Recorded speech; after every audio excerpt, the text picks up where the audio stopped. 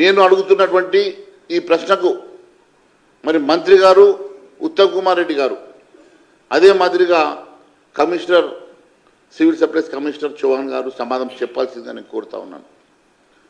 మరి అధికంగా జోకుతున్నటువంటి 10 నుంచి 12 కిలోలు అంటే ఒక క్వింటాల్కి 10 నుంచి 12 కిలోలు అంటే మీరు ధాన్యం కొనుగోలులో 10 నుంచి 12% అత్యధికంగా జోకుతున్నటువంటి ధాన్యం ఎవరి ఖాతాలోకి వెళ్తున్నది?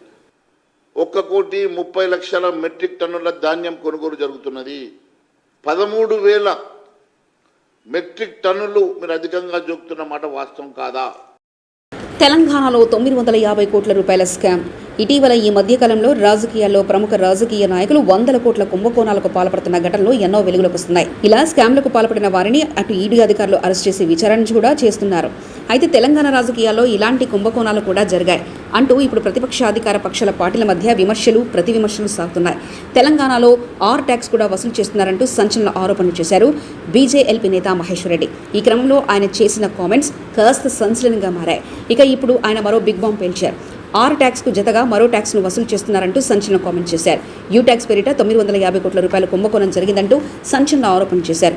యూ ట్యాక్స్ ద్వారా వచ్చిన డబ్బులు మంత్రి ఉత్తమ్ కుమార్ రెడ్డి 500 కోట్లు కేసీ వేణుగోపాల్కు ఇచ్చారని ఇది వాస్తవం కాదా అంటూ సూటి ప్రశ్న వేశారు. 2,007 రూపాయల మీద యూ ట్యాక్స్ నువ్వు క్వింటాల్కి 2,007 రూపాయలు టెండర్లో పార్టిసిపేట్ చేస్తే మీరు దాని మీద 2,223 కాడికి అంటే దాదాపు 216 రూపాయలు, 116 కాదు 216 రూపాయలు ఎక్స్ట్రాగా ప్రతి క్వింటాల్కి రైస్ మిల్లర్లను ఇవ్వాలని చెప్పేసి మీరు డిమాండ్ చేసిన మాట వాస్తవం కాదా? నాకున్న సమాచారం ప్రకారం 500 కోట్ల రూపాయలు మొన్న చేతులు మారితే ఉత్తమ్ కుమార్ రెడ్డి గారు దాంట్లో నుంచి 100 కోట్ల రూపాయలు పార్టీ ఫండ్గా మొన్న ఎలక్షన్లో ఢిల్లీకి పంపిన మాట వాస్తవం కాదా? మీ కేసీ వేణుగోపాల్కి నువ్వు 100 కోట్లు ఇచ్చి నీ మిత్ర సహచర మంత్రులు ఇస్తున్నారు, నేను ఇవ్వకుంటే మళ్ళీ వెనుకబడిపోతా, రేపు అవకాశం వస్తే నేను రేసులోకి వెళ్ళి తప్పుకోవాల్సి వస్తుంది, నేను కూడా రేసులో ఉన్నానని చెప్పుకోవడానికి కోసం నువ్వు 100 కోట్ల రూపాయలు ఢిల్లీకి పంపిన మాట వాస్తవం కాదా? మరి మొన్న వసూలు చేసిన 500 కోట్లకెళ్ళి నువ్వు ఇచ్చిన మాట కూడా వాస్తవం కాదని అడుగుతున్నా. సహచర మంత్రులు ఎమ్మెల్యేలు తమకన్నా ముందుకు వెళ్తున్నారని, తాను వెనకబడిపోతున్నాననే భయంతో ఉత్తమ్ ఇలా చేశారంటూ విమర్శలు గుప్పించారు మహేందర్ రెడ్డి.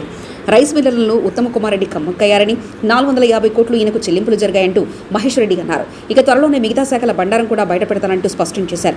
అయితే మహేశ్వర్ రెడ్డి కామెంట్లపై స్పందించిన ఉత్తమ్ కుమార్ రెడ్డి పాపులారిటీ కోసం ఇలాంటి ఆరోపణలు చేస్తున్నారని, యూ ట్యాక్స్ అనేది పచ్చి అబద్ధమంటూ కామెంట్ చేయడం గమనార్హం. మరిన్ని కథనాల కోసం సబ్స్క్రైబ్ చేసుకోండి మీ అక్షర శిల్పం.